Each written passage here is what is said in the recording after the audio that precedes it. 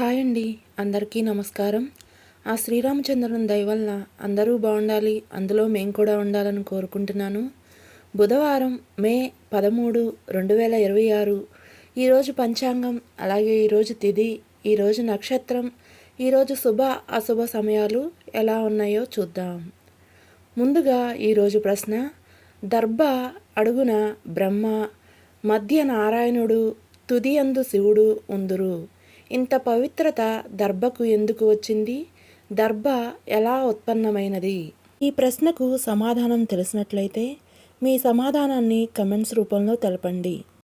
ఈరోజు పంచాంగం మే 13, 2026 బుధవారం, శ్రీ పరాభవనామ సంవత్సరం, వైశాఖ మాసం, వసంత ఋతువు, ఉత్తరాయణం, కృష్ణపక్షం. సూర్యోదయం ఉదయం 5:36, సూర్యాస్తమయం సాయంత్రం 6:30.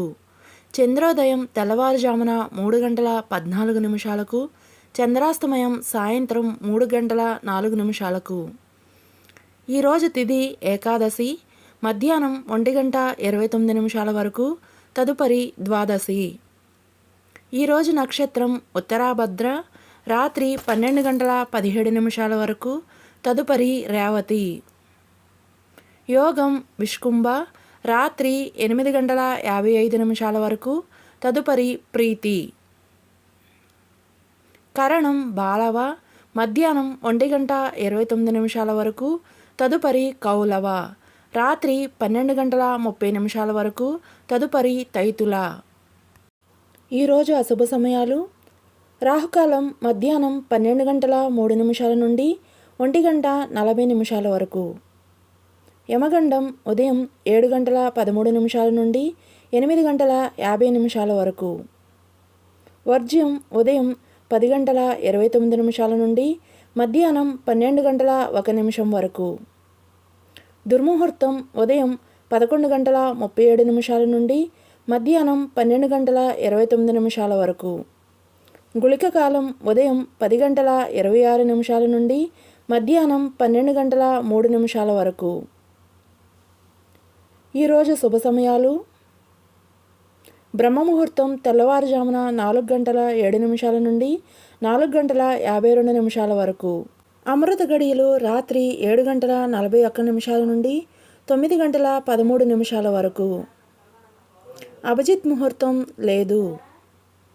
ఈరోజు మంచి సమయాలు: ఉదయం 5:29 నుండి 6:29 వరకు.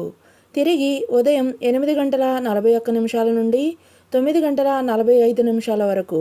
తిరిగి మధ్యాహ్నం 12:20 నుండి 3:06 వరకు. తిరిగి సాయంత్రం 4:10 నుండి 5:15 వరకు. ఈ సమయాలలో సాధారణ మరియు రోజువారీ పనులు చేసుకోవచ్చు.